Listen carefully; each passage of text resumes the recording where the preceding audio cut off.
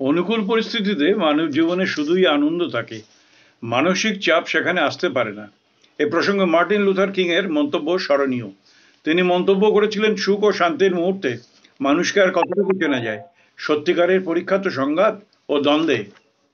স্বামী বিবেকানন্দ তখন কাশীতে, দুর্গাবাড়ির কাছে একদল হিংস্র বাদর হঠাৎ তাকে তাড়া করতে শুরু করলো।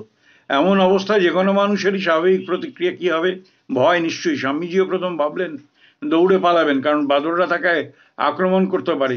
ঠিক তখনই এক সন্ন্যাসী চিৎকার করে তাকে বললেন, পালিও না, রুখে দাঁড়াও। স্বামীজি রুখে দাঁড়ালেন, আর বাদররা সত্যি পিটটান দিল। এই বিশ্বাস আমাদের কেন থাকবে না যে যে কোনো প্রতিকূলতা জয় করার শক্তি আমাদের আছে? এখানেই তো আমাদের পৌরুষ। একথা ভুললে কি করে চলবে? মার্টিন লুথার কিং এর তাৎপর্যময় ওই মন্তব্যটির নিহিতার্থ তো এখানেই। নমস্কার।